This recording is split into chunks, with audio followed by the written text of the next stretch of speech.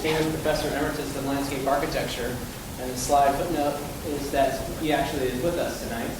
So, Mr. Dias, wherever you are, we'd like to welcome you tonight and just say thank you for joining us tonight.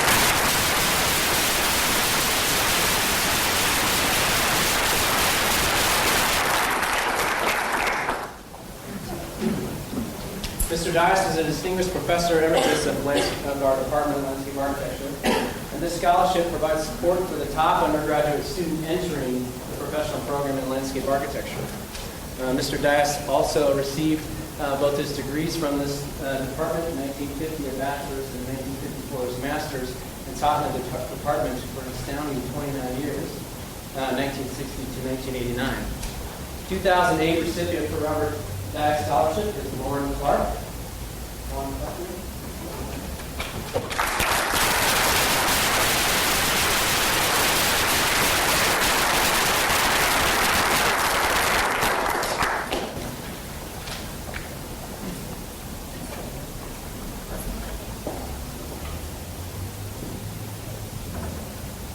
Second scholarship tonight is the Marvin R. Springer Scholarship. Marvin R. Springer received a bachelor's in Science and Landscape Architecture from Iowa State College in 1940. He established the scholarship in 1987 to provide significant support for a student entering pre-landscape architecture who, based on past academic performance, demonstrates the potential success in the profession of landscape architecture. And tonight, the Marvin R. Springer Scholarship goes to Jared Foss. Jared, here tonight.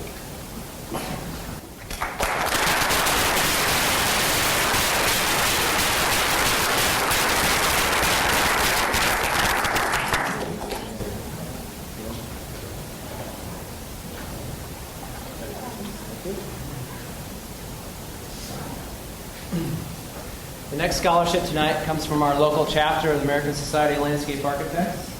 In 2003, our Iowa chapter of the American Society of Landscape Architects established a scholarship to recognize academic and design excellence of a student who is entering third, fourth, or fifth year of study in the professional program. And this year, the recipient is Angela Roberson, who actually is in the fifth year of our program. So Angela, please come up.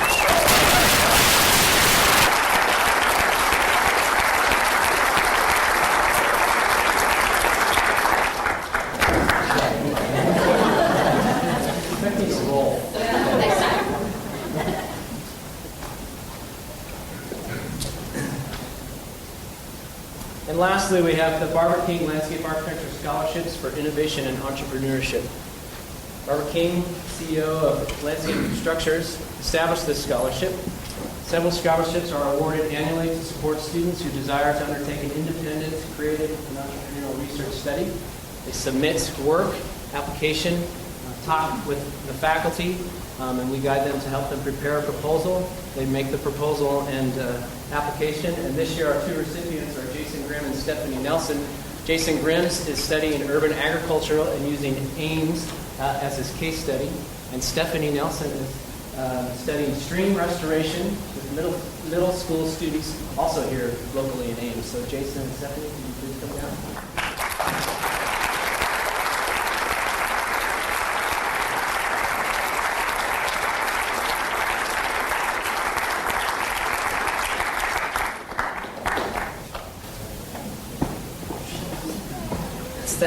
Steph.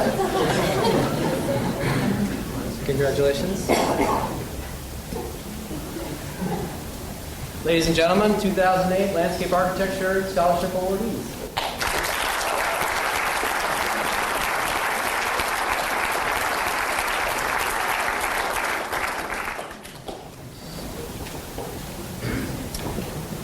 Now, if I could ask our astounding Dean, Mark Engelbrecht, to make a few welcoming remarks for tonight.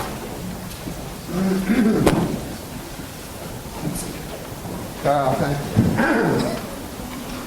I'm once again privileged to be able to stand before this college lecture convocation and extend my welcome to all of you, students particularly, but also the professional friends of the Department of Landscape Architecture. As some of you may know, this is going to be my last year as the Dean of your college. And although I don't expect that to be cause for lament on your part, I can't help but think back almost 15 years ago when I first had a chance to address a group of landscape architects, educators from across the country, the SELA conference that was hosted by Iowa State University and your Department of Landscape Architecture almost 15 years ago. It was a wonderful privilege for me to do that at that time, and so this is in a strange and interesting symmetry, a way to conclude these remarks. I'm an architect, as some of you may know, again, by profession, training, and practice. But although I'm endowed with all of those egocentricities of architects, thinking that all that is involved with form and human use is somehow architectural, I've always had a greater respect for the practice and profession, the artistry of landscape architecture. I live in Des Moines. I thought this through the other night, that I've been practicing in Des Moines and teaching at Iowa State for over 40 years. Actually started making that journey before Interstate 35 was done, even under construction. I put almost 1 million miles on a number of Saabs, not too many as a matter of fact, in that time. And I bring it up because that gives me a lot of time to think within the Iowa landscape. And over the years, I've watched unhappy erosion in that what I think to be a beautiful landscape. It's my nature, as it is. I think, though, that the only group of professional designers and artists who are actually capable of addressing some of these issues that we all know are modifying our home state so significantly happen to be you, landscape architects. So I'm going to leave you, although I'll be around for a few more months, I'm going to leave you with this challenge. Please continue to provide the vision, the images, the artistry necessary to developing or redeveloping a sustainable, accommodating, and beautiful landscape for us, or no matter where you may live. You know, we're going to be trying to do that right out front of our building. When I was here last year, I talked about the Elwood Common, to bring Elwood in ghostly form, which he's been exiled from the boulevard, actually to become a part of what we've come to call the Elwood Common. And many of you were involved with a preliminary inquiry into that, architects and landscape architects, to present some images to us that we hope we can document and take forward to advance this concept. So that Elwood, the name Elwood, the founder of this discipline, almost 100 years old on this campus, will be commemorated in this new place, in this new district of our Iowa State University. I very much want you to be a part of that. I know that you will be. Now let's go on to the substance of the evening. Thanks for your kind attention. Thanks for a lot of very good news as well. And now, I think we're going to introduce the speaker. Thank you.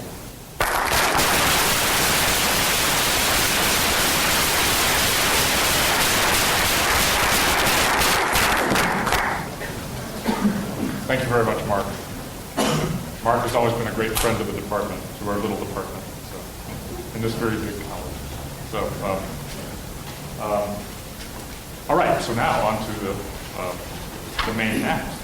So I'm going to introduce Gary Hildebrand, and I've just had the pleasure of meeting Gary today, but I'm somewhat familiar with the work of the firm that Gary is a partner in. He's a principal in Reed Hildebrand Associates in Watertown, Massachusetts. But he's also an adjunct professor of landscape architecture at what they like to call the GSD, but we have to explain that's the Graduate School of Design at Harvard. Sometimes people don't know what that stands for.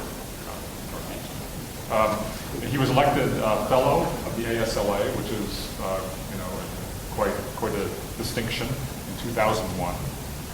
And his practice is known internationally for excellence in design.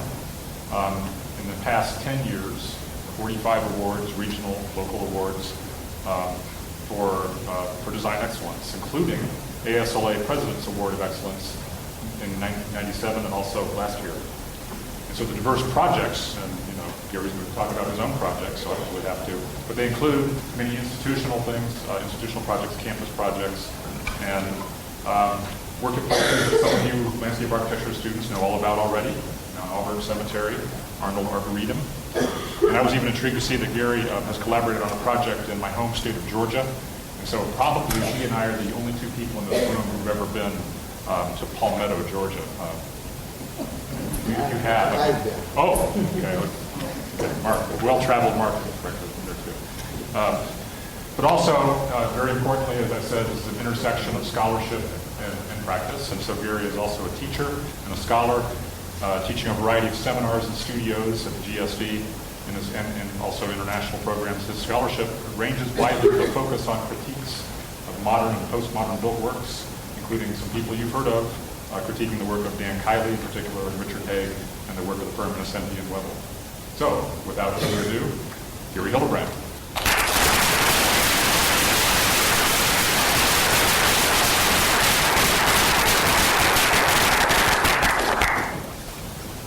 Thank you, Michael. Are you going to hear me without a microphone? Seems okay, or should we put the mic on? There is a mic here. Maybe we'll do.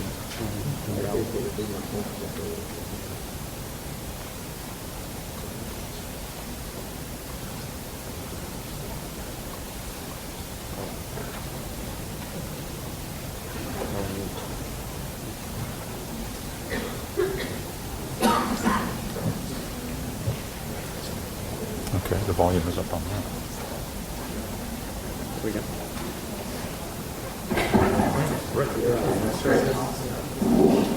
Okay, let me know if that's going to work. I think it seems like it will. Thank you, Michael, for a gracious introduction. I can't say anything before I say thank you, Mark, for incredible words. You guys need to listen to him. Those were really, I think, just a beautiful tribute, really, to obviously your awareness of the great relevance of what landscape architecture has the possibility to offer to our important places.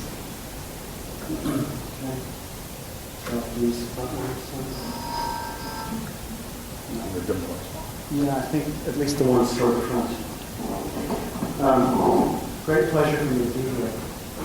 Nice to be here among a few friends, some colleagues that I've known and loved for a long time. And I'm really pleased to have a chance to talk a little about the work of our office primarily this evening, but also a little bit of work from the research side of things. I have been practicing landscape architecture for 29 years. And I was drawn to this field really for environmentalist reasons. I grew up in the Hudson Valley, where I sat alongside a river that had been incredibly damaged, and where a host of people had dedicated their lives to trying to turn that river around. And I'm speaking really about the environmental movement in the 1960s. And along with the impulses for the environment, for me, was a love of vegetation. And then came a love of art and the recognition that I could merge the two in a career, in a field that was practically wide open for that. But I want to say that this is in reference to the title of the talk, it's only been a few years that I would feel the confidence to brag about my love of vegetation. And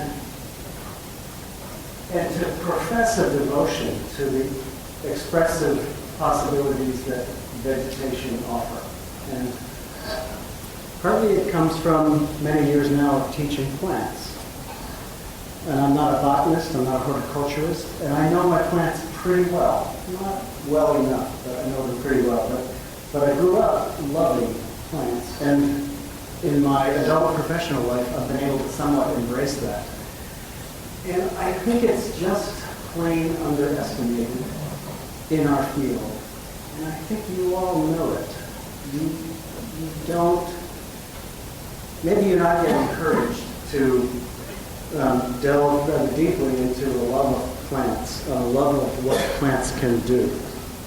And when I say plants, I really mean all of the vegetation and all of the soil and all of the water that are involved in a vegetation regime.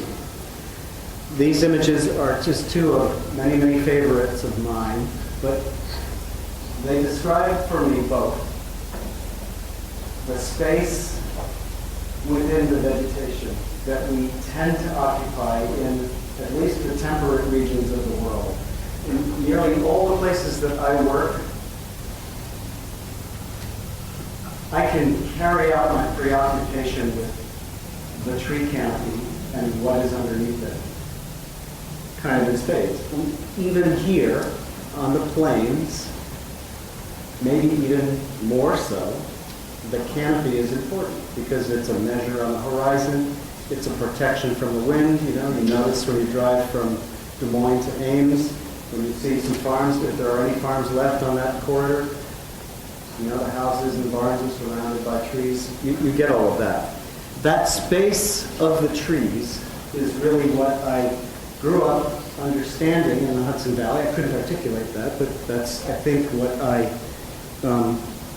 grew up with. I have had now the good fortune to go back and work in the Hudson Valley, and right now we are preparing permitting drawings for a revitalization of a brownfield on that site in Beacon, New York, on the Great Hudson River. I climbed all of these hills as a kid. That is where I think I really began to understand the space of trees. And I've always been drawn to managed forests, like that one at Biltmore. I've always been drawn to the European traditions of organizing vegetation for utility reasons or for visual and design reasons, like these beautiful places in the Ile-de-France at Correns. I've always been drawn to the work Michael mentioned of Dan Kiley, as one example of someone who was truly dedicated in his life to vegetation and who saw unlimited expressive potential in how to organize plants. I also now, having known Dan and worked with him not professionally but as a scholar, I now have the privilege of going back in a project of Dan's, maybe one of my first just sort of preservation projects on a place of mid-20th century fame. This happens to be at the Dallas Museum of Art, where we are currently undergoing a couple of projects which deal in part with beautiful groves of trees planted by Dan Kiley in the early 1980s. I think of the scale of plants, what is possible in the measure of things with gigantic eucalyptus trees such as these that Luis Barragan had to work with in Mexico. Or think of the scale of that. Think of the size of these coast redwoods. That man is 300 feet in the air, and there is a whole world in that canopy. There are plants up there that don't exist on the ground. There is an ecology there that we have barely begun to describe. But you see how the space of trees just has enormous reach. I'm interested in how trees grow, of course. So in looking at designed landscapes, excuse me, such as a place where we've also had the privilege to work at the Christian Science Plaza in Boston, showing pictures that I first took on arrival in Boston in 1979 after I graduated from my Bachelor of Landscape Architecture degree at Syracuse, and found that someone had organized 200 trees this way. I could not believe it. It was fantastic. 200 lemon trees. Those trees are still there today. I had the good fortune to take over the management of those trees for a period when they were near collapse. And we have found ways to revive them and grow them back. But that transformation over now a 30-year period has been very beautiful to watch. I've been interested in much of my life in trying to understand what artists have to say about trees, because they see things we don't see. This is a photograph of a painting from 1904 of Gustav Klimt, who had the genius to draw the space of the sky in the tree. Right? You see that blue? It's that blue. Right? And to make the drawing as if you were up and inside the canopy like that. It looked like on a scaffold almost. Sorry for the sound, it's not very good. And he had just an unbelievable imagination when it came to scale. But to draw that painting, 9/10 of that painting up inside that canopy, really amazing. Also, it's important to look at how photographers have described for us the space of vegetation. And in particular, describing an urban condition, an urbanity, through the lens of the tree, such as Eugène Auger in the turn of the last century in Paris, and then 100 years later, Lee Friedlander on a project to document landscapes of Frederick Law Olmsted, commissioned by the Canadian Centre for Architecture, seeing the city through the lens of vegetation. It's a tradition that we can find just many brilliant examples of. Two ways of reading New York City at the turn of the last century through the idea of a nature in the city. Alfred Stieglitz on the left in 1902, Edward Steichen in 1907 on the right. Two really different views of the same condition. Or the great Ansel Adams. Or in contemporary photography, Uta Barth, who teaches at Berkeley in California, making beautiful observations through the documents of her digital photography. We work with vegetation in many ways. One of the things we do, this is a photograph by Ed By, who was a great landscape architect, about how birches grow. If you go to a nursery, you will not find a birch that looks like that, right? So it's important to observe how trees grow in nature. We work with trees. These are crabapple trees that you couldn't see the stems of before we operated on them, but to go in and find the soul of the tree again after 40 years of neglect. And then a lot of the work we do is protection, about disturbance, how to protect trees when we're working on sites. We also don't take care of our trees. And we have practices that really raise hell with the vegetated environment. If we had prevented the disaster of Hurricane Katrina in New Orleans and Biloxi, we wouldn't have to go back and figure, how do you put that back together? You can build the houses if there's a way to do that. But can you put those trees back? That's 100 years of tree growth. It's probably 50 years of house growth and 100 years of tree growth. So, why does that keep resilient every time it makes on a tree? Oh. Is there another mic on in the corner too? Yeah, that's exactly what it is. Let's see if that works. So we have to understand that the life of vegetation is something that has to be stewarded in so many dimensions.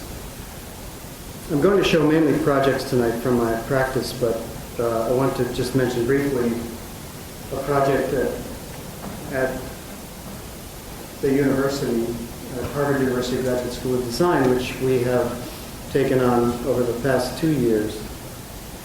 A set of studios and research investigations trying to promote sustainable practices of managing vegetation.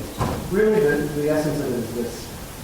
You can read claims by United States mayors that they are planning to double the tree canopy coverage in their cities because the city will be cooler. There's a great effect on stormwater management. There are a lot of good reasons. Who can blame anybody for that? There's a lot of good reasons to manage the urban forest. We ask the question, is it sustainable to go out and plant 500,000 trees in a generation? Can you take care of those? Or, as Mayor Bloomberg has said in New York, over 20 years' time, 1 million new trees. Can you do that? Is it worthwhile? Are you managing what you have today? If you are going to grow the canopy significantly, what are the things you have to do in order to... A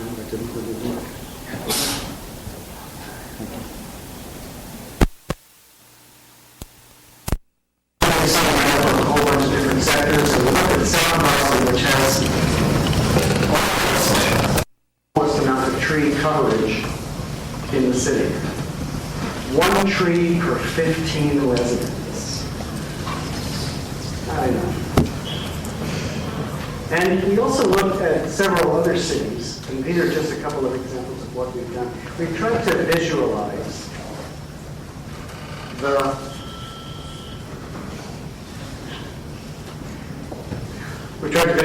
who plants the trees, who takes care of the trees, which government agencies, which nonprofit organizations, which non-government organizations. And we are in the process now of making a publication on 5 American cities, along with the projects at the studio, to say to United States mayors, if you're going to make these claims, make them believable. That's all I'll say about that. I'm going to turn it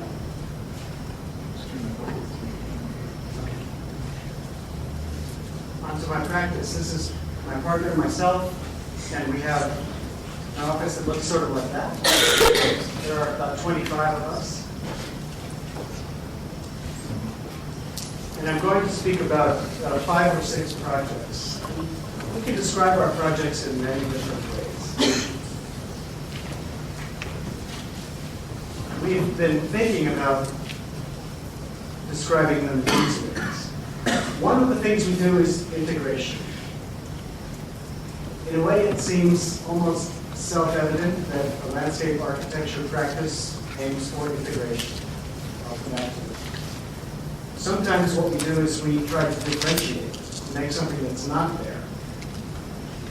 We always aim toward refinement, and we want to build well. So these are the categories in which I'll discuss the projects tonight. I would say every landscape architecture practice would have in its profile a description of some way of making environments integrated. Right? We tend to have a wide view of things, and we tend to try to fuse things together. We say we do, and we often don't. First project is, in our view now, a project where we are trying to integrate stewardship of a fairly large site, 140-acre site, curating of a landscape because it's an art museum, making improvements to habitat and protecting wetland resources, trying to manage our forest. In this case, not an urban forest, it's in the wilderness. It's not in the wilderness, it's in the mountains, as you can see. Trying to organize roads so people can understand where they're going on campus of 5 buildings and 140 acres. These are integrated efforts. And that's the view of the existing condition. This is a museum that was built in 1955. Houses one of the great American private collections of paintings and decorative arts. And it was kind of plopped down on a site next to Williams College. And it's a very revered, very kind of special thing. Architecturally, it's a bit of a pastiche. And this is the view of our multi-phase project from the hillside that I showed you a minute ago. There's the White Museum building, another building that was built alongside it in the 1970s. And this is a proposed building which we are planning to begin construction with next year. The architect is Tadao Ando, a Japanese architect, with Gensler in New York, and with a large reflecting pool. We'll see more of that in a minute. This is the meadow that is considered to be the very special thing to be guarded. It's behind the museum. And people regard it as being special. It's the most special hill in the town. Museum visitors don't really get to experience it much at all. It looks like that in the winter. You know, it's a fairly ordinary scene, but in a landscape which has grown in 100 years from completely open and agricultural to almost completely closed, that meadow becomes increasingly more special. And it's like one of these paintings in the collection. That happens to be a painting from New Jersey landscape by Innes in the collection. What's beautiful about the Clark is the ability to go and see a collection of pastoral works in a pastoral place. But today it doesn't feel quite that way. So our plans are to allow the visitor to really experience that landscape before and during and after their museum visit. We're interested in the evolution of a landscape over time. This is only about a 70-year evolution, but of course a landscape is timeless. But you can see a rather more open and agricultural land there in the 1940s. A forest growing back in the 1960s, and somewhat fully grown, and in fact rather deteriorated already, and unmanaged at around the year 2000. Again, the existing condition on the right, there's the existing museum buildings. That's our plan to reorganize them. You'll see more of that in a minute. And this is the first phase building, which was completed and opened this year in June, again by the architect Tadao Ando. Here's a model of the museum expansion proposal, the Great Big Meadow, and our phase 1 building. All of this now getting even greater value out of that meadow. That's where we're headed. There's an aerial view of it from the north. And there again is this significant meadow. From here, and then again from here, you get that fantastic view that I showed you a few minutes ago. So, in 1942, it was an open field still. In 2006, a rather badly grown forest. There is our plan for the phase 1 project. An act really of integration, trying to make a new facility, an art conservation center and a gallery, somehow integrated into the natural systems and the cultural patterns of that landscape. Redoing all of the roads. By the time we're done with this project in 2013, we will have built every road over again and put it in a different place. So that ultimately the circulation scheme has a simple coherence and a kind of integrated feel about it, with primary pedestrian network running through it, and then also a another pedestrian network, so that visitors to the museum would arrive now and first see the meadow, and then enter a building, and then come up into the museum proper. All of that being focused on the great water feature, which will be the largest skating pond in Williamstown, and a unifying event in the campus.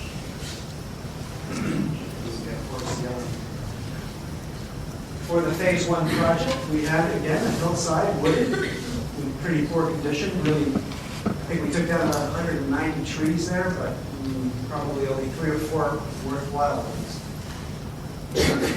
That's the amount of disturbance. 9 acres of cutting down trees, that's a lot. That's a big act. No one can take that in any way but very seriously.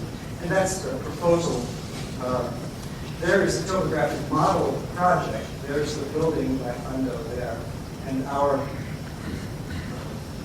very large topographic study. Now here's the way we have thought about this. The building is a 2-story building on this side and 1-story building there. The drive, completely new, comes up and around that. There are terraces for parking.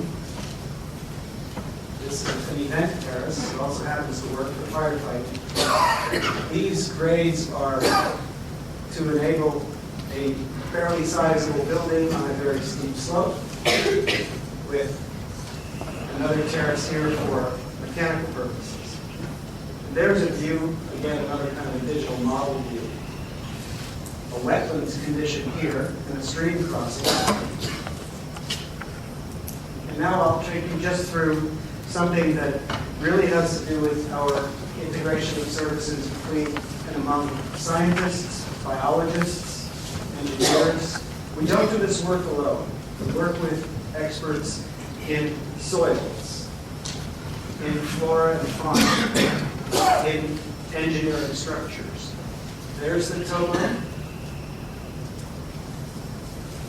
The way this drains is in swales. We're directing water to very particular sites.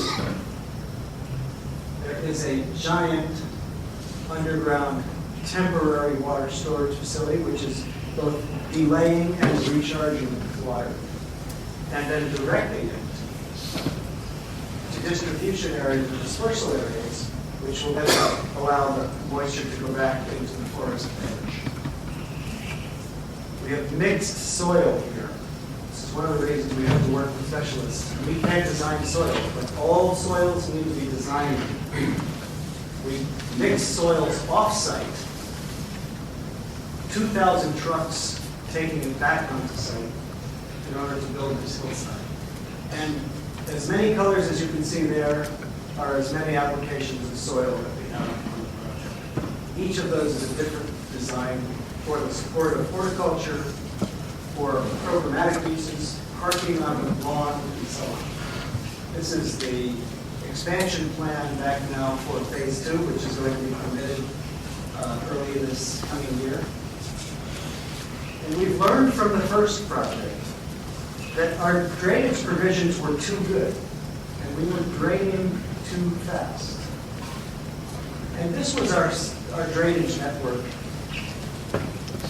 until we had completion of Phase 1, and we had a new set of regulations about drainage. And that's our drainage network now. Things are evolving rather quickly, and so this close collaboration with engineers and contractors and biologists and soil scientists and geologists has enabled us to become integrated in more efficient ways. And I can't stress enough to you how important it is to build these things carefully. Just a few images now of the completed work. That's the entrance to the galleries on the left and the conservation lab on the right. This is now a 9-acre meadow, which once forest. And so we have a very careful meadow expression with edge restoration with the woodland. Drives that are narrow, that feel like they're in the country. Very little bit of light at night. really a desire here to be able to capture the rural character of this place. Little paths off through the woods that help integrate this back into the larger campus.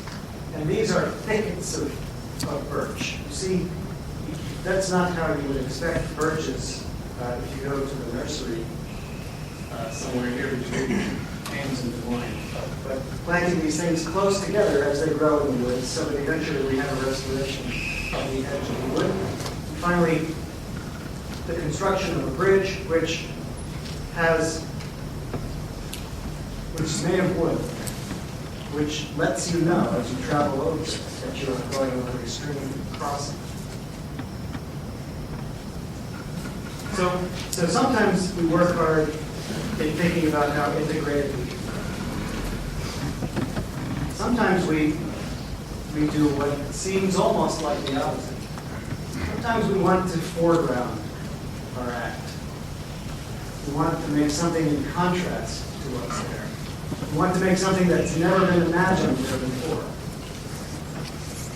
That doesn't sound like, the bylaws of the American Society of Landscape Architects would say, but I think people differentiate more than they integrate, and I wish they knew it. You know about differentiation because you know what streams are like through gridded land, right? These are familiar images to you. They're either familiar because they're generic, Midwestern cultivation and nature images, or they're familiar because maybe you know the portfolio of work of Alex McLean, who has documented landscapes of this kind and every other kind beautifully, and has, essentially made us a deep set of references for American landscape architecture. That is a differentiation, one system against another. Sometimes that's our motive. We have a project at the Phoenix Art Museum. This used to be a desert, not very many years ago. And it was then a small-scale urban situation, and then largely through urban renewal, a larger scale set of positions. They are looking north, the museum site, and we have a project of trying to make a 1-acre courtyard, which was in the middle of an envelope of incredibly different architectural conditions. Here's a place where you simply could not try to make a landscape that is driven by the architectural motives. There were too many of them. So the idea here was to be different from all of the architectural conditions and to set up a frame and also a field, both of which would be active and which would, in a sense, push the architecture back, push it away, and try to make one great central space. There's an image some of you know from the Gee's Bend quilt exhibition that has toured the country for the last 6 or 7 years. The idea of a figure in the middle of a frame, merged with another quilt from the same exhibition, from the same site of cultural production, that is more field-like. And the idea that we could somehow converge these two conditions, but in opposition to the architectural surround. A couple of diagrams, I won't go into it, but these are ways in which we pursued in the office friction between figure and field. We had a 3-foot grade change over a 230 or so foot long situation. Should we make it obvious? Should we slope the planes, or should we make the planes level and slope in between? We chose a combination of the first and the third. There is a digital representation of a very strong frame and the open center. Here is the completed project. It opened last year.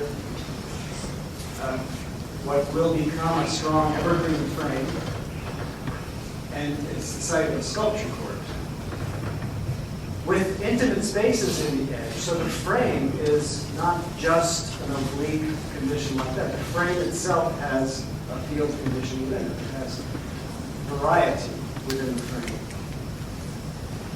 These are also spaces in the frame. This is the open field in the middle. We're fortunate to have a wonderful Joel Shapiro sculpture there. Another project, very different in character, another urban project in Boston. A plaza that's smaller than this room, and which has 26 mature oak trees in it. This was completed last year. This is alongside the 23-acre rebuilding of a ribbon through the middle of downtown Boston. There is now a great big highway underneath that. There used to be one over top of it. And when that highway came down, a series of projects was built along here. There's been nothing built here yet, and the reason it's highlighted is that we are now in the process of designing a temporary landscape. I'll just mention that one briefly in a second for that location. This one very permanent and not part of the Greenway, but in fact it's a site between the Greenway and the harbor. And the project has become a kind of critique of the Greenway. Here's the temporary project. They came to us and said, we're going to build a museum here in 5 or 6 years. We want you to design a temporary landscape. They had done this on several other sites, and they did the same old stuff. And we said, well, if you want to make a temporary landscape, we're going to do it. We're going to make it look temporary. What we have proposed here, which is now, I think, getting a lot of endorsement, is that we're going to make an urban nursery. And it's based a little bit on some of the research that we've done in the Harvard studio, how to grow plants in a strong way that can then be moved. These plants will be given away to schoolyards and backyards. And so we'll fix an eyesore for a few years' time while that site is prepared for the museum. And we'll do some very good things culturally in the meantime. Back to this site. This is the New England Aquarium. This is Boston Harbor all the way out there. That is our project right there. We said, you have this great big open swath, very few trees, very, very open. And then you have the open swath of water. You have a rather ghastly parking garage of 7 stories there, and a very tall building there. The only thing we could do here was provide shade and make something positive, make something noticeable. This was our goal. So we made this little study right off the bat. We said, okay, if you can commit to this, we'll do this project. And the owners, this is privately owned, by the way, but it's an act of philanthropy because there's really nothing to own in a sense. It was a traffic item. We're going to fill it with trees, and we're going to make a demonstration about how to grow trees in the city successfully. How do you do that? Well, there is the grow. We said if you don't start with really good-sized trees, you won't succeed. And if you don't provide the growing medium that's necessary to let those trees mature, if you want to grow here in 50 years' time, you have to do it in the following way. Besides, there was no room to build. We had to build the project on top of itself. It's streets on 4 sides. So we had to devise a medium which would grow the tree, support the paving, capture the rainwater, take in air for the tree, and all of that. So this is a sort of technical, an illustration of a technical section. But I'll show you through an illustration of models here how this project was built. One thing that's remarkable, you can design soil to do the following. There's the project site. We brought 2 trees a day for a little more than 2 weeks. Each tree brought on a separate truck from New Jersey. The soil was already in place, and the equipment had to move in the soil to place the trees with the crane. The soil was designed so that the machinery did not compact the soil, so that we had an unacceptable level of compaction after the equipment went away and the trees wanted to grow. This can be done. There's the ground plane. That's it. It's 12,000 square feet, less than 1/3 of an acre. Programmatically, there was the idea of a garden area and basically a plaza. We also had the idea of tipping this up by 2.5 feet, which put the pedestrian in a situation where you could see out to the harbor, and that was sort of significant. So these are walls. These are all walls to prop up and then stairs to allow that grade change to occur. Now, because we had to have a growing medium throughout the entire plot, we couldn't have foundations for walls. We had to sink piles very carefully in order to support all of the walls and steps, and that's what you see in the model there. That allowed us to have one consistent medium. There's also a spaghetti of utilities under here, and so the piles had to sort of dance around the sewers, water, electrical power, and so on. So there's the surface. We paved right up to the tree trunks. We had to have a paving that we could take apart. If the trees fail, how do you fix them? You have to be able to go in and take the paving up. So the paving is hand set. Capture the rainwater. These are 3/4 inch slot drains, and they're placed like this. The dots are tree locations.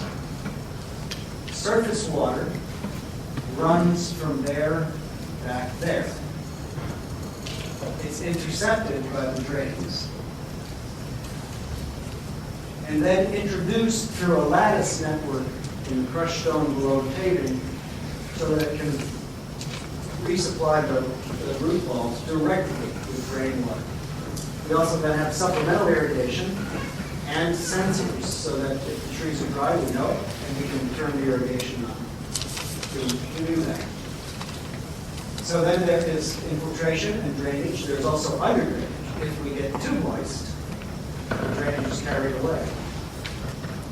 And if the whole thing floods, we're in a tidal zone. We're basically on native land here. The coastline, the original coastline is back there somewhere. This is all hill.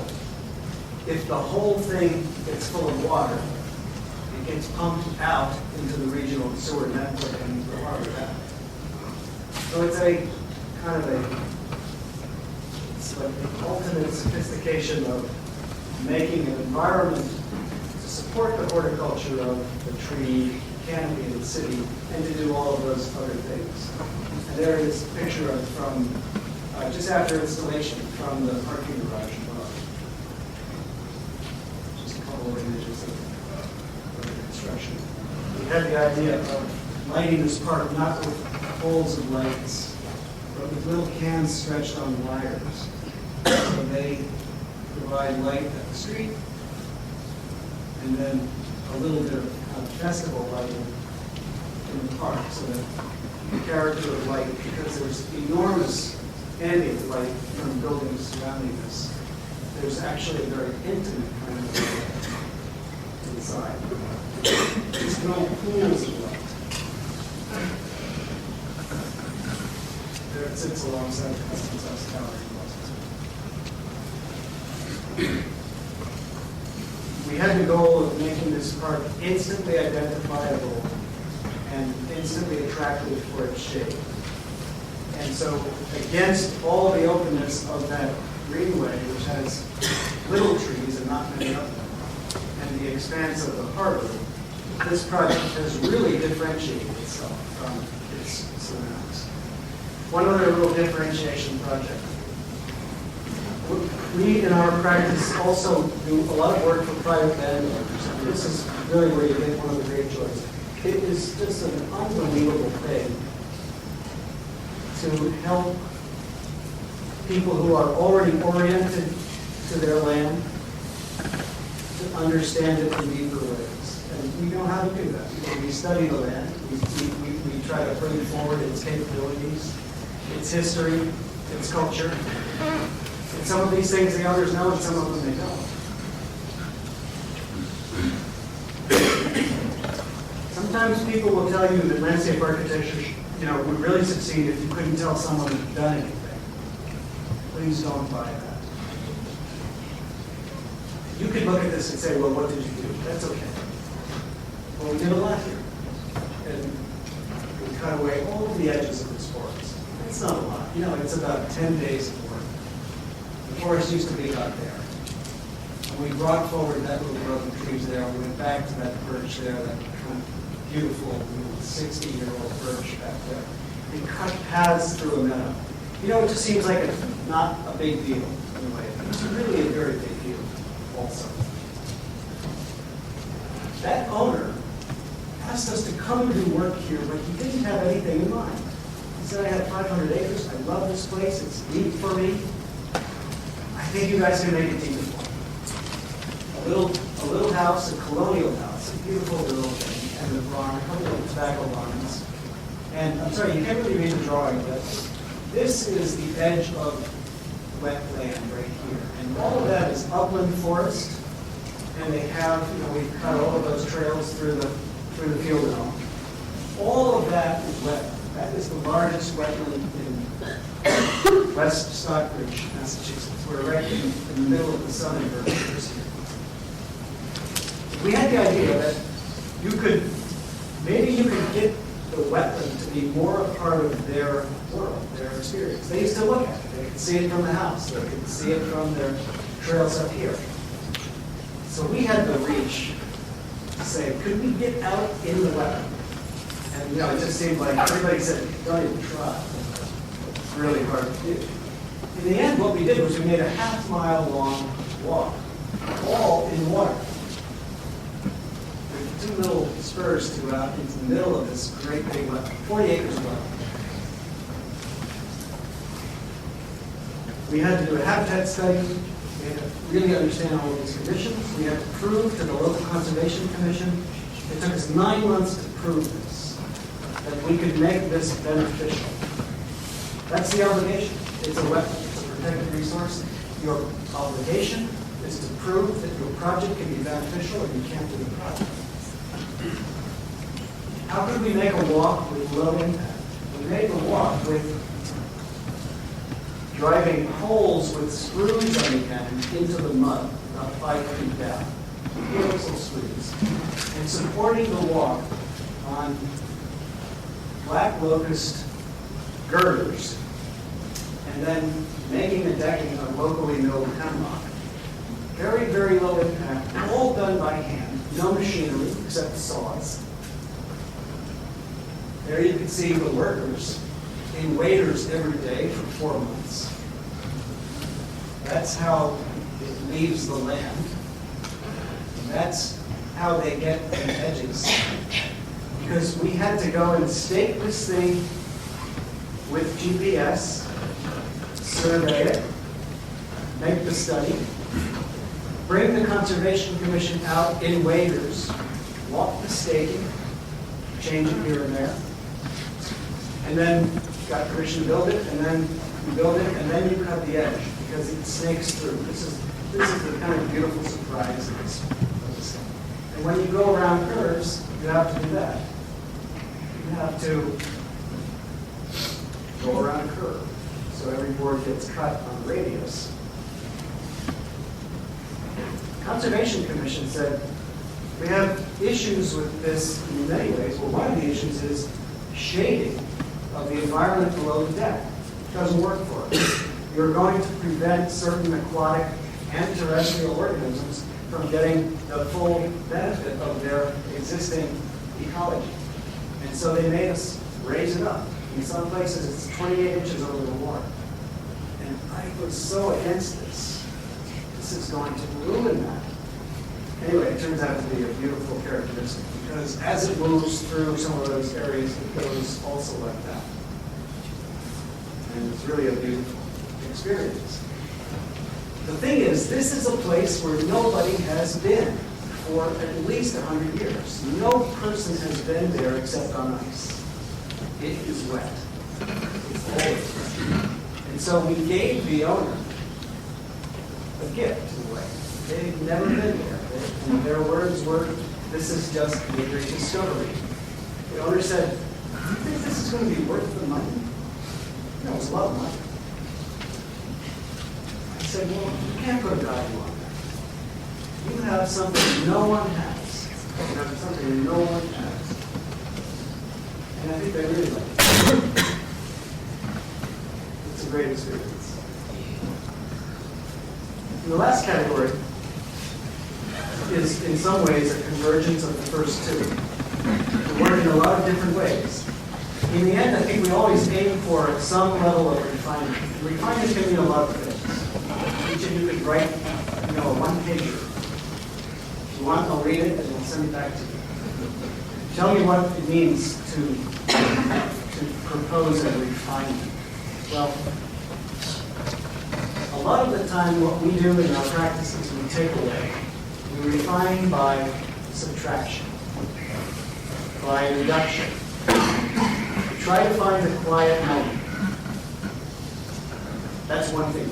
Another thing we do is we have projects where, and I'm going to show you one that's not completed. It's like taking you into the kitchen before dinner.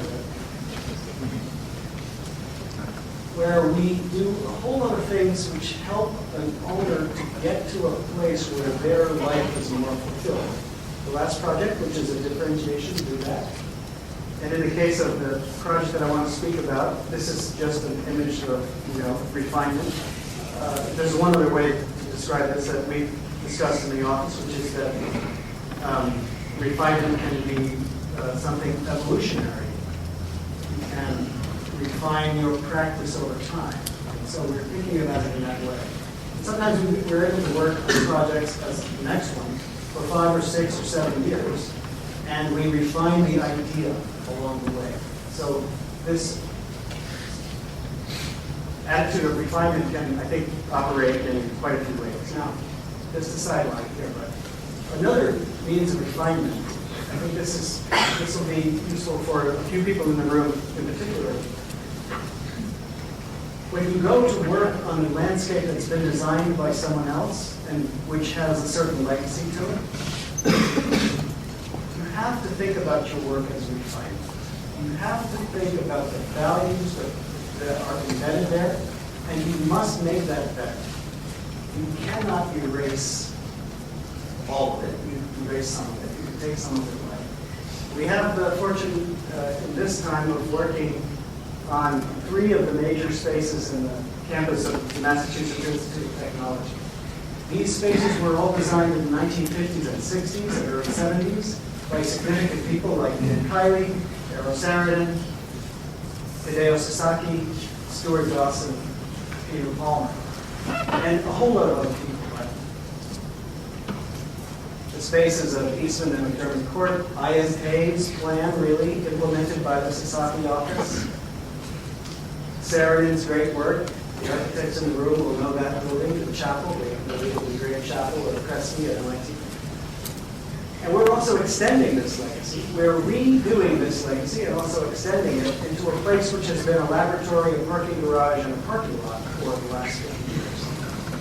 And so, in a way, we're refining our own sensibility, our own appreciation for a modernist landscape that is now 40 or 50 years old, and taking that sensibility into a new landscape as well.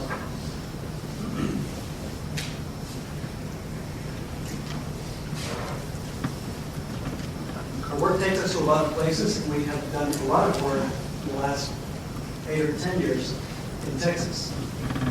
And one of the great things about working in Texas, like working in Arizona or maybe working in Iowa, is that you get to know a different landscape. And in particular for a tree fanatic, it's really great to get to know what I think is one of the great trees on the live oak. I could give you a whole talk tonight just about the live oak. It's just become one of the incredible things in my life, trying to work with live oaks. Also the cedar elm, a fantastic tree that grows naturally and breaks on the limestone north of San Antonio and near Dallas and Houston.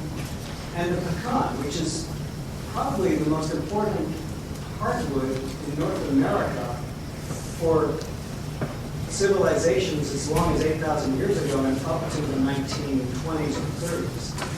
Huge fruit producer. Most Texans think of the pecan as a pain in the neck tree. It's dirty, it drops stuff all over, but it's a fantastic tree. And we happen to have all three of these trees in great number on this project. This is a project which began one of its lives as a house by Philip Johnson in 1964. Some of you know that house. That's called the Beck House. When someone asked me 6 or 7 years ago now, do you want to come to Dallas and work on this house? I said, I doubt it. I doubt it, really. It's fantastic. It's really amazing.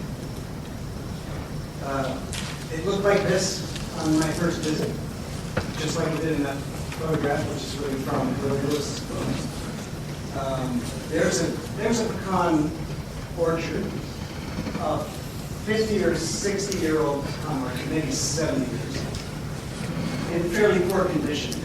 And Philip Johnson's project, and absolutely a wilderness behind. This is a 6-acre property in the city of Dallas.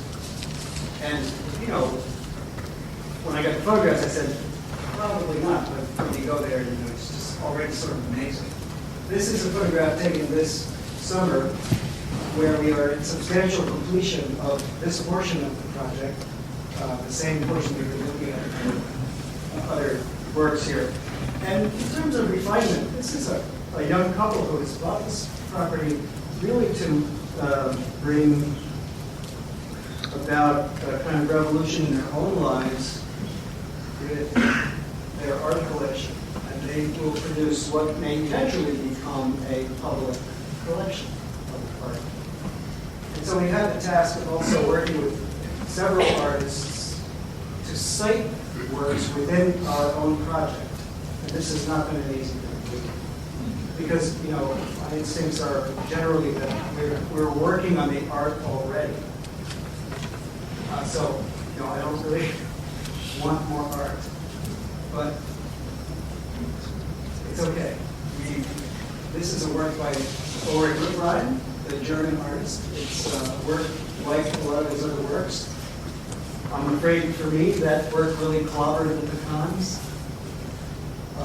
You know, it's too strong a work, but it is actually on loan. And so it may go away someday. I'm getting used to it. This is a period, the 1964 house is from a period of Philip Johnson's work, which is well after the maybe the most famous of his works, and surely for many of us the most significant, the Glass House in New Canaan, Connecticut. 2 images here from the Glass House. Philip Johnson, I think, you know, gave us a very, very beautiful window on the idea of living in transparency, of a seamless boundary between the inside and the outside in this house in 1949. He was also working on other projects in the early 1960s, worked in Houston, some kind of reinvestigation of the classical idea of campus. Here at Dunbar Notes in 1963, around the same time, he's working on the idea of a kind of building a jewel box, which holds a very special collection of Byzantine artifacts. And he's working on the Amon Carter Museum in Houston at the in Fort Worth at the same time. And this is a very interesting period. He's also working on Lincoln Center in New York, and he's also designing the Four Seasons restaurant in New York. All of these projects find their way into that house. And then rather shortly afterwards, he turns to a more plastic kind of vocabulary. For instance, in the project in El Paso, Texas, the church. But in this period, it was a period of the straight-leg house, he's thinking about very interesting issues of containment and of scale. This pavilion is a project of Johnson's on his estate in New Canaan in that very same period. And from this distance, you you're gazing on an eye catcher in picturesque terms. You're also looking at a beautifully managed forest that Ian, his partner Dave Whitman, dearly loved and felt they could amplify, felt they could evolve or even, to use my term, refine by making architectural accent. And so he created this pavilion at the same time that he was thinking about his house and palace. Now, what's beautiful for me about the pavilion here is the play of scale, because it's impossibly small, and at the same time, it's comfortably occupiable, and it's like a stage set also. It's theatrical. I think there is a kind of brilliance.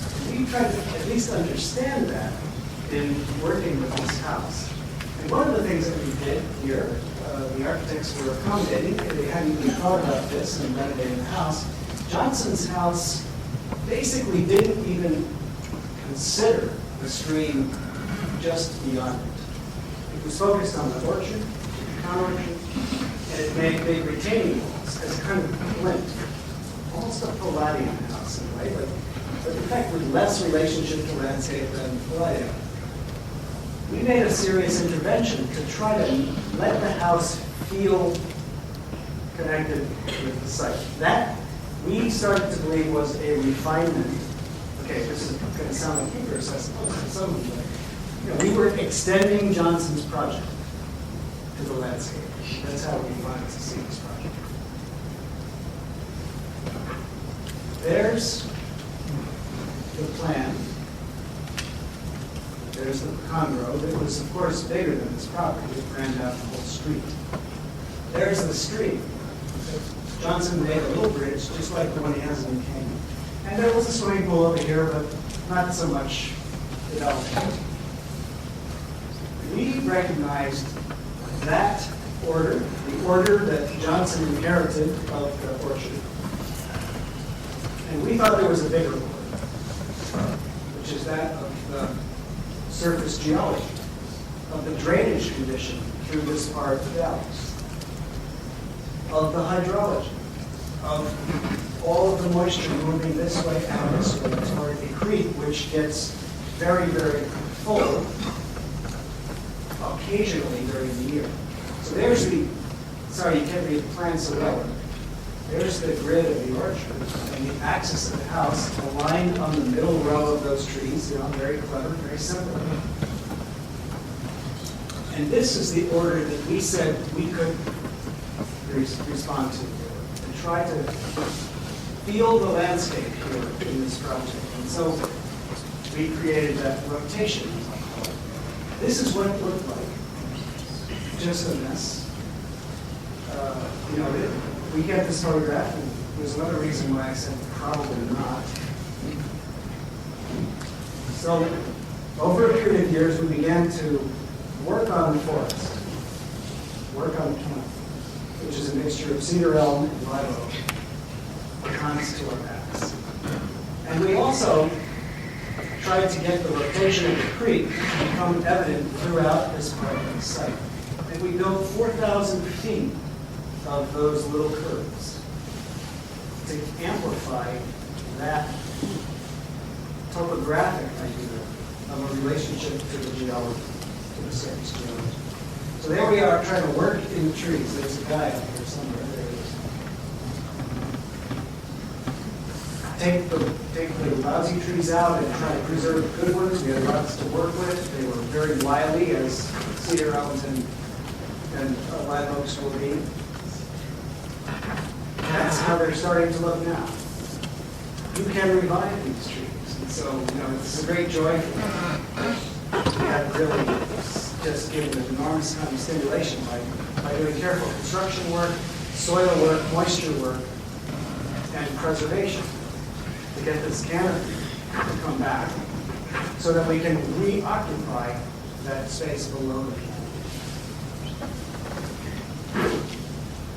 Threading these things through very carefully so that we could respect all of the root territory, and again using piles soil shrink and swell, these things would fail. So we've sunk all of these curves on piles so that they will stay stable for many years. Stream restoration work, we had to scrape basically the limestone in the back and recover the stream bed. Careful concrete work to try to get back to an approximation, not a duplication, but an approximation of Philip Johnson's concrete on the retaining walls where we were modifying things. And finally, this is what it begins to look like. So these are, now, they're a little bit documentary, they're in black and white, but it's not finished yet. This project will be finished in the early spring of next year. But you can see now that topography coming alive, not in relation to architecture, really, but in relation to the site pattern. And there's the intervention of bringing that house to grade.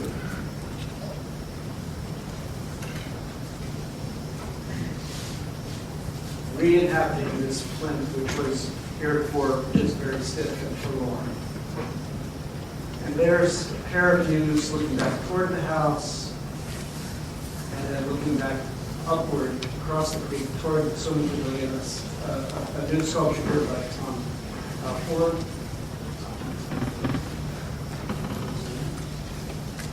Tom Friedman. So it's a partially completed project that we'll be able to show you the complete project in a year's time. I'm going to end on just a few other images of other projects and give you a sense of the conviction we have about building carefully and building for the long term. And I really want to direct this to the landscape architecture students in the room. And I have a couple of messages for you. I heard the word sustainability. I was in the studio for an hour today. I heard the word sustainability many times. I didn't even use the word myself. In fact, in a sense, I refused to use that word for a really long time because I think the word has become a little bit meaningless. Probably speaking comparison for teachers who are doing that. No. It's like an empty sack, but it's full of holes. You know, you just can't hold water in the terms of sustainability. But, you heard the dean, and you've heard your teachers, and you hear me too.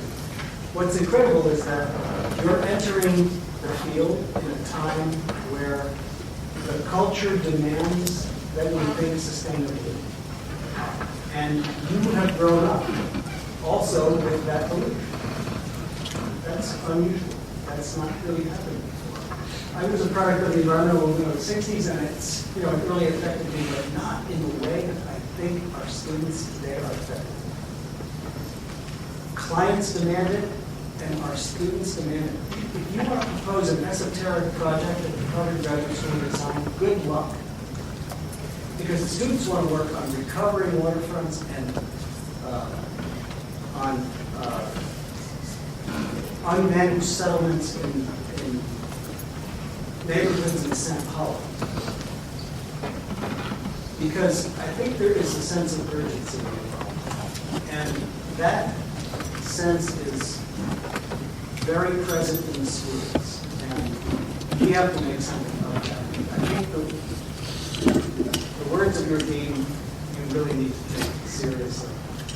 I think it's an amazing time to be a landscape architect. And the opportunities in the field are remarkable. To hear a dean of architecture changing the driveway a little, but eking something very beautiful out of it, and letting an owner drive their stake more deeply into their place. But you have to believe that it's really possible to build carefully and build beautifully. And you have to believe in the power of working with vegetation and with moisture. Look at those numbers. You just have to believe that this is one of the great things we do. Thank you.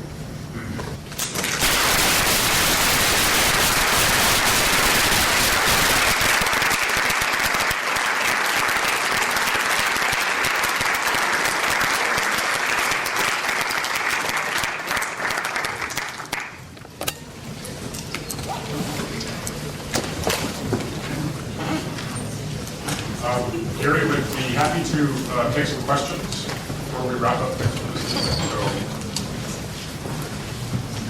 comments, questions? When you talk about designing the space of the trees, are you looking as the space evolves as the trees become larger, or at a 50-year growth, and that's your final vision of the space? It's both, really. I think you have to try to grab the moment. We can't really predict. I mean, this is a situation where there used to be a driveway here many, many years ago. And somebody had the, really good idea of planting rows of plane trees on both sides. And, those trees were probably 2-inch trees in 1890. And in 1925 or so, the house burned down, they built another house, they abandoned this site. This wasn't a driveway, this was a woodland. So these trees were growing in a wood, which is why they have only vegetation way up there, right? So we captured that back. So, what can you predict? I think maybe the question is, what is in your power to do? And do you have enough, do you know enough to anticipate? And then every situation is different. I mean, I don't know if that's a credible answer. I think sometimes you really, put a grove of trees in downtown Boston. I don't want to be responsible for a grove of trees that isn't there in 10 years. So we're really thinking long-term when you invest $30,000 per tree to grow those trees well. And that takes guts, not guts on my part, guts on the part of the owner. So that's a really long view. And then, of course, we got 12-inch trees, which is it's just unbelievable experience. Well, you sort of answered one of my questions, which was how big were those trees in that grove that you just mentioned when they went in, you said 12 inches. Have you gone back and seen or done any post occupancy? How well have they done since? How long have they been there? We have 2 ongoing maintenance programs. We're completely involved. We have a monthly meeting. We are treating those trees both with conventional herbicides and also organic inoculation. If you take an oak that's been growing for 15 or 18 years out of sandy soil in New Jersey and you put it in that completely manufactured condition, that tree is going to be under stress for a good 10 years, but critically under stress for at least 2 or 3, 4, 5. And so we're monitoring them, really carefully. We lost 2. They came to the site with Phytophthora, a disease that they carried with them. 2 trees were fried to a crisp because of it. We replaced those trees. They're all doing very well now, but we have compost tea inoculation ongoing. And so, we have there are 2 maintenance contracts, and then we have a service agreement with the owner to monitor beyond that. So you're confident they're taking hold, or they're going to do well? I guess I have to say that I'm really, really hopeful, and I think they're getting the best care imaginable. It's a huge investment. And, we hope that it's going to be a demonstration of what it really takes in today's world with the knowledge that we have to make something really doable. You'll test me out on that. This year they did amazing. But, we're not out of the woods to do things. Not at all.